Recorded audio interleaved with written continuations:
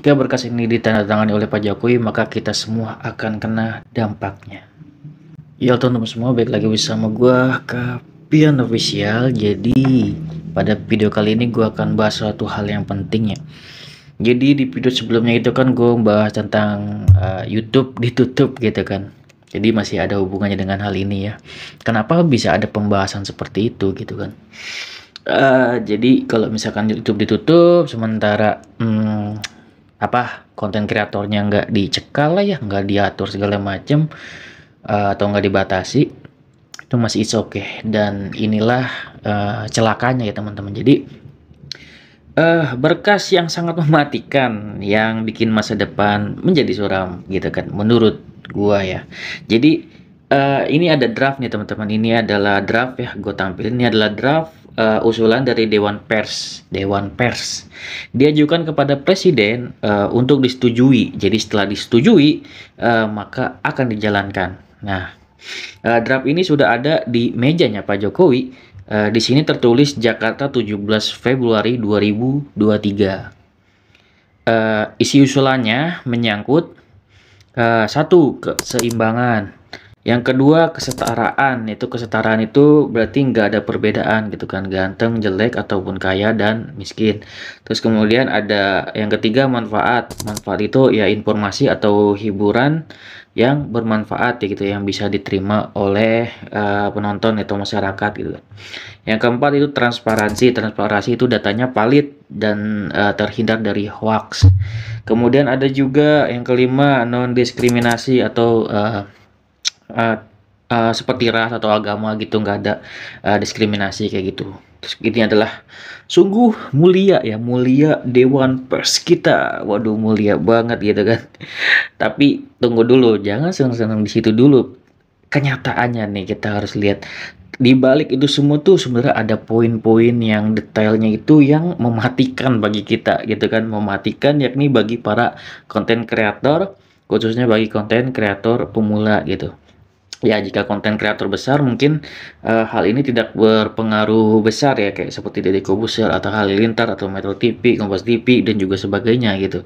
Tapi jadi di dunia internet ini kita nanti akan dibatasi dengan firewall. Firewallnya ini ya, ini berkas ini yang diajukan ke dari Dewan Pers ke Pak Jokowi.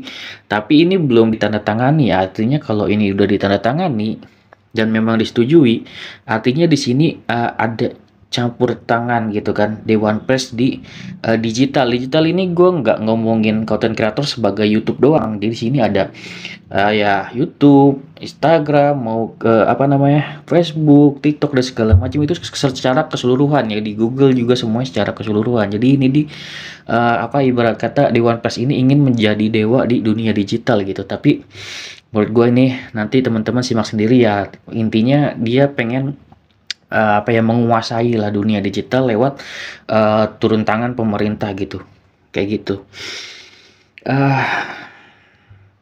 Di sini langsung aja gue ke ini ya, poin-poinnya ya teman-teman. Jadi gue langsung ke poin-poinnya aja. Jadi di situ tadi kan gue udah jelasin inti-intinya, itu inti sarinya. Jadi teman-teman nanti kalau mau lihat langsung pun gue taruh linknya di deskripsi. Tapi ini penjelasan dari gue singkat, padat, dan teman-teman tanpa baca pun nanti langsung inti sarinya langsung dari gue aja kayak gitu. Kalau misalkan teman-teman sekedar mau tahu gitu ya.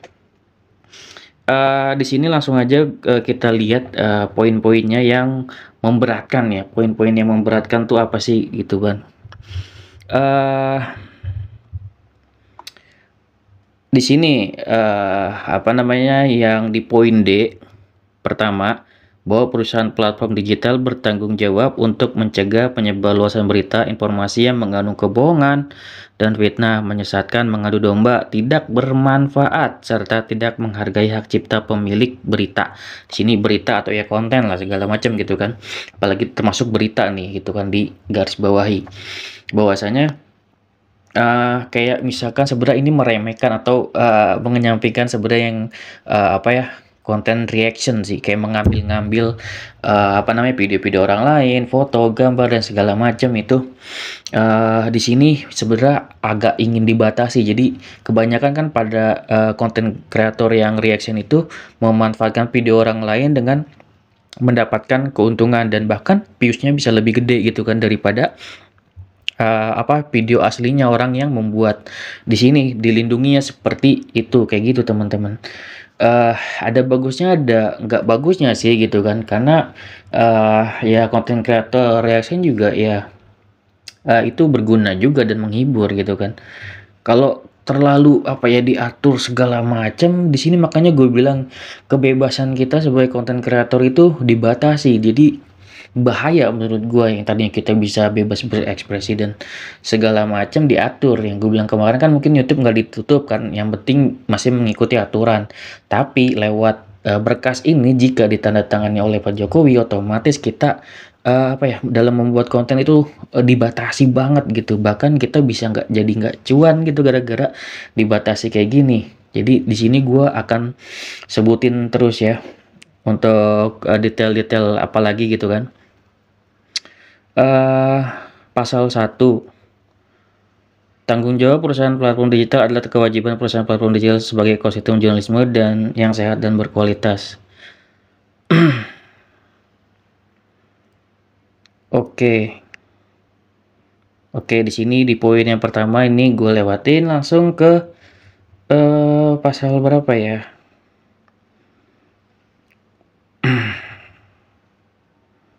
Oke, di sini di apa ya? Pasal 7 ya, teman-teman. Di sini sih apa ya, Dewan Pers bilang ya mendukung jurnalisme berkualitas gitu kan, termasuk mencegah penyebaran atau komersialisasi konten berita yang tidak sesuai dengan kode etik jurnalistik sesuai ketentuan peraturan perundang-undangan. Jadi kita benar-benar harus mengikuti kode etik pers gitu kan. Jadi yang tadinya kita bebas, ya kita nggak bebas. Jadi kita benar-benar diatur kayak gitu. Menghilangkan berita yang tidak sesuai dengan kode etik jurnalis berdasarkan rekomendasi dari Dewan Pers. Jadi teman-teman tuh yang mungkin konten berita segala macam, atau yang buat konten-konten yang memberikan informasi, jadi benar-benar di ya ini udah seperti apa ya, kode etiknya. Jadi teman-teman nih, Dewan Pers ini udah pengen menjadi dewa di dunia digital. Jadi teman-teman nggak boleh sembarangan bikin konten gitu. Jadi ya parah sih pokoknya. Jadi kalau misalkan kita udah capek-capek bikin konten video, kita udah capek-capek bikin produk untuk di marketplace gitu kan, kita udah capek-capek bikin video misalkan review, kita udah capek-capek bikin video vlog, atau kita udah capek-capek bikin video mukbang tapi nggak sesuai sama kode etiknya si Dewan Pers ini, ya maka video kita sebenarnya bisa dihapus nanti akan di pasal selanjutnya gitu. Jadi memang dia mau apa ya, di platform ini dia mau masuk gitu, ibarat kata kayak gitu. Di sini yang D, memberitahu perubahan algoritma atau sistem internal yang mempengaruhi distribusi konten, level traffic, dan sistem paywalls atau pembayaran ya pada kurun waktu 28 hari sebelum dilakukan perubahan algoritma. Jadi konten kreator diwajibkan untuk melapor kepada Dewan Pers gitu kan, tentang algoritma yang kita pakai segala macam gitu kan. Jadi dia tuh pengen instan mengetahui apa algoritma yang kita pakai sehingga tuh bisa diterapkan di YouTube. Jadi dia tuh secara instan gitu, nggak mau capek-capek mikir yang kerja konten kreator, tapi dia mau dapetin informasinya dengan instan kayak gitu. Gila kan? Terusnya memberikan perlakuan yang sama kepada semua perusahaan pers dalam penyediaan layanan platform digital. Perlakuan yang sama. Jadi yang tadi tuh ya, nggak boleh ngambil nyomot-nyomot konten orang lain seperti itu. Memastikan bahwa perubahan algoritma yang dilakukan tetap mendukung hadirnya jurnalis berkualitas dan bertanggung jawab sesuai kode etik jurnalistik dan undang-undang pers. Ini yang Jadi teman-teman tuh apa ya, dalam kita berkonten kita baca lagi kayak anak sekolah, harus baca lagi undang-undang pers kayak gitu, nggak boleh kita salah gitu. Jadi kalau kita salah berarti kita sudah menyalahi aturan gitu kan dalam membuat konten kayak gitu. Jadi kita tuh harus ikutin aturan dia ibarat kata kayak gitu. Terus mengikuti konten peraturan perundang-undangan terkait dengan perpajakan. Perpajakan. Sebenarnya sebagaimana yang diberlakukan kepada perusahaan-perusahaan yang berusaha dan peroleh pendapatan di Indonesia. Jadi, teman-teman ini masalah perpajakan kita harus lapor gitu ke Dewan Pers. Jadi, eh, potongannya jadi double. Pertama kita ya bisa kalau yang marketplace bisa dipotong dari marketplace, kalau dari YouTube ya kita udah dapat potongan dari YouTube, juga nanti double strike gitu kan kita dipotong juga dari Dewan Pers. Makanya ini berbahaya banget kalau berkas ini ditandatangani oleh Pak Jokowi gitu. Sedangkan berkas ini sudah ada di mejanya Pak Jokowi gitu. Terus bang gitu kan, gue nggak mau, bodo amat gitu kan, ini peraturan-peraturan kayak gini ngapain gitu kan. Jadi di sini nih kebijakannya, perusahaan platform digital yang tidak memenuhi kewajiban sebagaimana dimaksud ayat 1 dikenai sanksi sesuai dengan ketentuan peraturan perundang-undangan. Jadi ini sifatnya memaksa gitu. Kalau udah ditangan Pak Jokowi, misalkan konten kreator bodo amat nggak mau eh apa namanya mengikuti aturan. Jadi kita kena yang namanya sanksi karena kita udah melanggar perundang-undangan gitu. Jadi sifatnya memaksa gitu. Pasal 8, perusahaan pers yang berhak mengajukan permohonan kepada Dewan Pers atas pelaksanaan tanggung jawab perusahaan platform digital adalah perusahaan pers yang telah terverifikasi oleh Dewan Pers. Kemudian perusahaan pers yang belum terverifikasi oleh Dewan Pers dapat mengajukan permohonan verifikasi kepada Dewan Pers. Biasanya ini untuk perusahaan-perusahaan besar ya, mungkin Metro TV, kayak mungkin kalau konten kreator ya kayak dari Kobuser segala macam yang udah besar. Apakah ini berefek untuk yang kalau dari kreator kecil?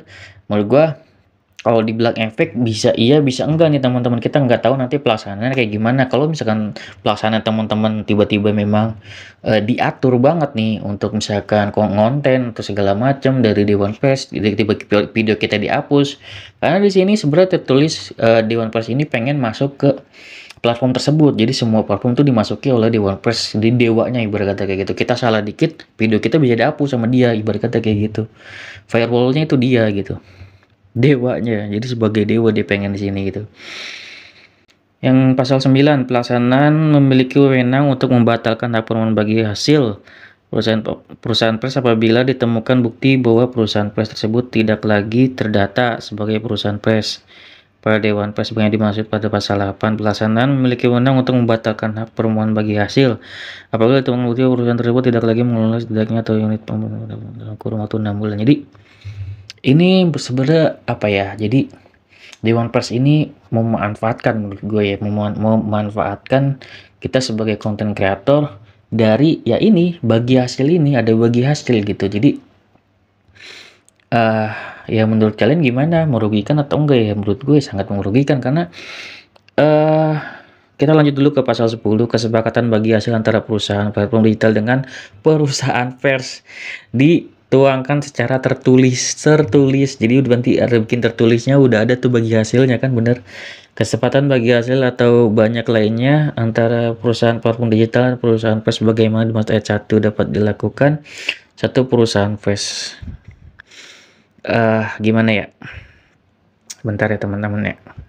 Jadi mungkin teman-teman bingung atau kayak gimana gitu kan mengenai hal ini. Intinya sebenarnya tuh menurut gua Dewan Pers ini ingin menjadi intinya dewa ya di dunia digital gitu, ingin memanfaatkan dalam tanda kutip keuntungan dan peraturan diatur semua. Kalau misalkan kita salah bikin konten gak sesuai kode etik dia, ya kita kontennya bisa dihapus karena dia udah bermaksud untuk masuk ke dalam platform tersebut. Kalau memang tertulis atas nama pemerintah itu bisa. Contohnya gimana bang? Contohnya yang dilakuin oleh Australia teman-teman. Australia itu browsing di Google-nya itu sudah dibatasi, dan kalau misal pun ada berita yang ditampilkan di Australia itu Google harus membayar ke pemerintah Australia, itu yang dilakuin gitu kan. Contohnya lagi apa? Ya kalau kita mungkin di TikTok dulu mungkin nggak ada potongan segala macam pajak, sekarang tuh ada pajak 1% gitu. Ongkirnya ya tadinya nggak ada jadi ada gitu. Jadi eh, banyak banget perubahan-perubahan, makin maju dunia digital, mungkin ya ini dimanfaatin sama Dewan Pers untuk masuk dan mengajukan gitu kan. Plus minusnya pasti ada gitu kan. Eh, kan teman-teman bisa baca sendiri, langsung download gitu kan di link deskripsi atau di komentar, nanti gue taruh untuk baca sendiri gitu kan. Dan menurut gue dari poin-poinnya ini menurut gue sangat merugikan, menurut gue sebagai konten kreator gitu kan. Kalau misalkan banyak orang-orang pengen berkata kotor, bisa mungkin ngata-ngatain gitu ya tentang eh, pers ini. Karena menurut gue pribadi kan YouTube itu nggak butuh dewan pers. YouTube itu karena semuanya ya udah diatur gitu kan, secara rapi, dan sudah punya aturan juga dan punya ya algoritmanya sendiri. Terus jika pemerintah masuk ya ke dunia digital gitu kan dan mengatur konten kreator, maka ya apa ya, ruang gerak kita akan terbatas ya, dan sulit sulit untuk mencari cuan gitu kan. Jadi ya susah jadinya kayak gitu kan, yang kemarin makanya gue bilang yang penting kita tuh jangan dibatesin. Gue baru ngomong seperti itu gitu kan, dan memang itulah ya mau dilakuin sama Dewan Pers ini lewat kekuatan presiden gitu kan.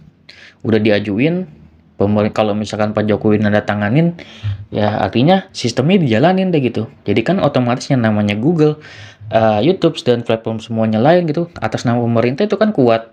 Kalau udah atas nama presiden diajuin, ya nggak bisa apa-apa, itu udah jadi aturan gitu. Kalau udah jadi aturan, otomatis kita nggak bisa berbuat apa-apa gitu kan. Harus mengikuti perundang-undangan pers. Kita harus baca undang-undangnya lagi, ada salah sedikit, ya udah gitu kita bisa istilah kata kena sanksi kayak gitu. Gue nggak tahu ini untuk berlaku untuk yang besar ya, menurut gue semua konten kreator bakalan kena karena memang aturan ini sudah dilaksanain kayak gitu. eh Mungkin udah nggak ada lagi kita yang namanya nyomot-nyomot dari video orang untuk reaction untuk apa gitu kan, sudah diatur segala macam. Tapi menurut gue ya eh ya kita lihat aja nanti gimana berjalannya ya, kita nggak tahu ada ini tanda tangan apa enggak juga gue nggak tahu gitu kan. Semoga aja enggak gitu kan, karena menurut gue nih Dewan Pers ini apa ya, terlalu ingin menjadi dewa di dunia digital, dan menurut gua ini bakal apa ya, ya agak apa ya, konten kreator bakal terkekang. Yang menurut gua, kata-kata gua kemarin, kita dibatasi berkata kayak gitu untuk berkreasi gitu kan. Menurut teman-teman gimana? Langsung aja komen di bawah mengenai hal ini. Kalau misalkan teman-teman pusing ya, intinya Dewan Pers itu ya memanfaatkan digital ini karena banyak keuntungannya juga, makanya tadi disebutin di akhir-akhir tuh bagi hasil segala macam. Selain emang diatur, intinya dia ya pengen dapat keuntungan juga dari situ menurut gua gitu kan.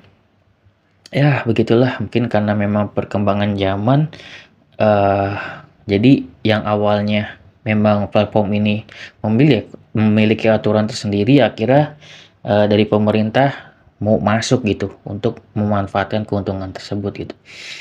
Oke lah, segitu aja video dari gua, semoga informasi ini bermanfaat. Menurut gue informasi ini nggak apa ya, nggak banyak diinformasin oleh para youtuber ya teman-teman. Jadi jangan membuat pusing, udah jalanin aja nge YouTube gitu kan, karena ya kita sebagai konten kreator pemula, semoga apa ya, hal ini nggak berpengaruh ya, mungkin berpengaruh untuk perusahaan-perusahaan aja gitu, karena mungkin apa ya, si apa namanya pers ini pengen mengeruk keuntungan aja dari situ. Itu menurut gua ya. Segitu ya video dari gua, semoga bermanfaat. Wassalamualaikum warahmatullahi wabarakatuh. See you next video teman-teman.